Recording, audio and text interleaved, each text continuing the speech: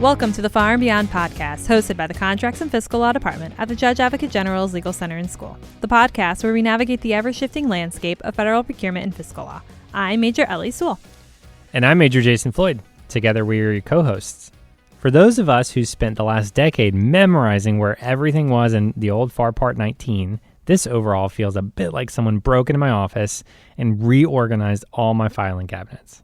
Do you still have filing cabinets? No, I really don't. So maybe it should just be all your files on your computer. Ooh, that's a better analogy. Yeah.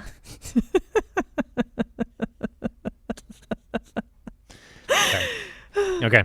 It's more than just a reorganization, Jason. The goal of the RFO was to strip out anything that wasn't statutorily required or essential for sound procurement to stop the inefficient use of taxpayer dollars. We moved from small business programs to simply small business. That's a reduction, like a 33% reduction. It is. So you no longer have to say programs. Yeah, so the title change is like the first thing I noticed. But really, there's more to it than just the title changes. The old structure was a lot, right? One subpart was for size standards, another one was for set-asides, and then separate subparts for every single socioeconomic program. Exactly. So the new Part 19 is now organized by the acquisition lifecycle following the rest of the FAR rewrite. They're all the parts are going in that trend. Nice. So we have three main buckets now. 19.1 for pre-solicitation, 19.2 for evaluation and award, and 19.3 for post-award.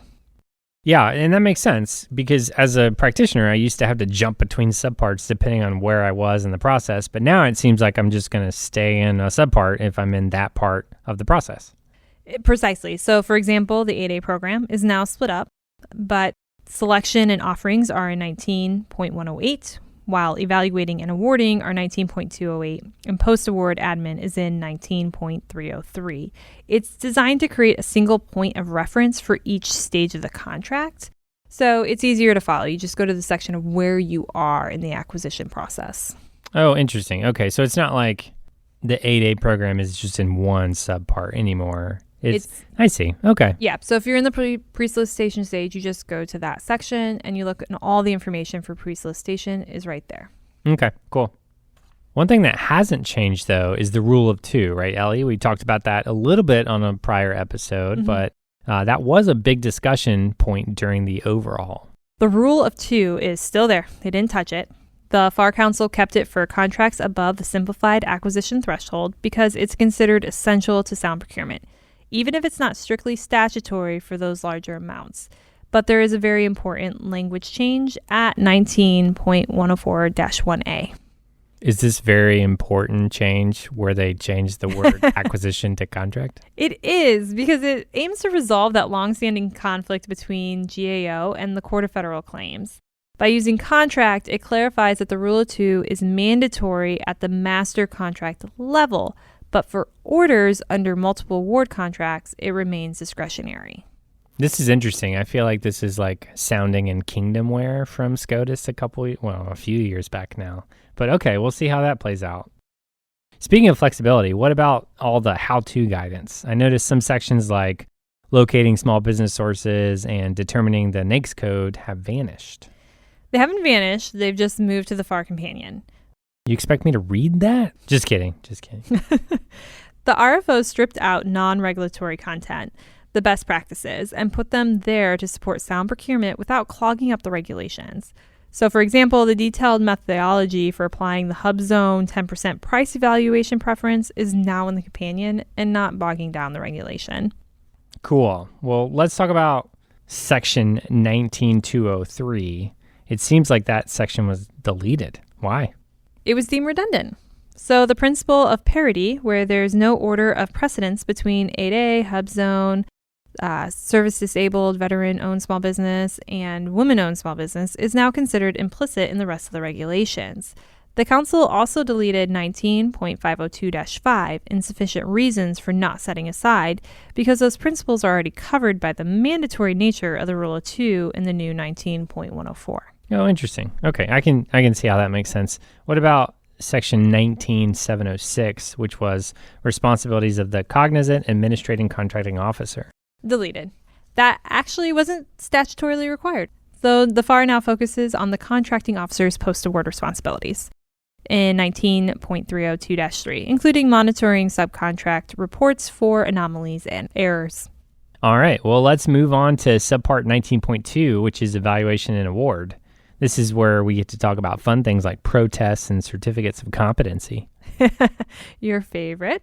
So 19.201 is now a one-stop shop for protests and representations. Instead of hunting through separate subparts for hub zone protests versus 8A protests, it's all consolidated right there. Cool. And the certificate of competency program? Yes, so that moved from 19.6 to 19.204. And it aligns with the certificate of competency process with a specific point in the acquisition lifecycle where responsibility determination is actually made. I did notice that some system names changed in the language throughout these subparts too.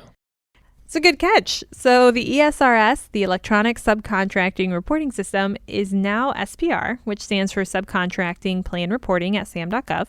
And then also any reference to the Dynamic Small Business Search, DSBS, has been updated to the Small Business Search, SBS site. Well, that's one way to cut down the regulation. Just use shorter terms. What about subcontracting plans? They seem to have their own new home in section 19.109 for pre-solicitation and 19.206 for evaluation. Are there any changes to the rules there? There's a few changes. So for commercial plans, the reporting period was bumped from 30 days to 45 days after the end of the government's fiscal year. Also, there's a new emphasis on good faith efforts. The FAR now lists specific indicators of what constitutes a failure to make a good faith effort, like falsifying records or failing to pay subcontractors on time. That's going to be important for our folks when they're looking at liquidated damages, huh? Yes. And then speaking of damages, the amount is now explicitly defined as the actual dollar amount by which the contractor failed to achieve each subcontracting goal. Oh, wow. Yep. So they give us definitive amounts now. Cool. Let's hit post-award in subpart 19.3. Big changes there? Huge. So for IDIQ contracts, the overhaul removed the requirement to represent size at order level. Now agency small business credit is driven by the status at the master contract level. It only updates during specific events like option exercises, novations, or mergers. I wonder if that is just to save paperwork and time on the department or also on the contractor level. Interesting.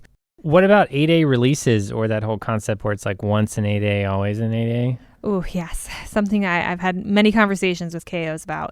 So this is a big win for efficiency of the Department of War. Under 19.108-11, a requirement is now automatically released from the 8A program if the follow-on is going to be set aside for hub zone, service-disabled, veteran-owned, or women-owned small business. You no longer have to send a formal request to the SBA Associate Administrator for those cases. So it's not just a release from all small businesses, but you can get released immediately from the 8A if you're going to move to one of those other types. Okay, that should speed up a lot of the follow-on acquisitions significantly. KOs may also be less reluctant to go into the 8A program because that's always the conversation. Yeah. Because they're like, okay, well, if it doesn't work out, we can maybe back out and still do another small business. Sure.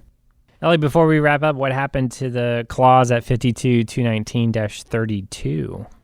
Deleted. It wasn't statutorily required or essential to sound procurement, so it was part of the RFO house cleaning. Well, that certainly looks like a ton of changes there, Ellie. They are. There's a lot of changes. So if you're starting to dive into FAR Part 19, you're about to do a small business contract, it's worth taking a look. Look and see what language has changed, what has been deleted, what has been moved to the FAR Companion or PGI. Because a lot of the information, again, has just been moved. So take a look, see what it says now. Some of the language has changed in areas in FAR Part 19. It's worth going through it, making sure that you're following everything that you need to be following, or maybe something has been deleted. Or just call you. Or just call me. Yeah. Please don't call me. I will always take your calls on the RFO. Well, thanks for having me, Ellie. All right, that's our time for today. Join us next time when we dive into more of the RFO. Thank you for joining us today in this episode of Far and Beyond. Please make sure to follow us and subscribe on your favorite podcast platform. The views expressed today are those of the presenters, not that of the Judge Advocate General's Corps, the Department of the Army, Department of the Air Force, or the Department of War.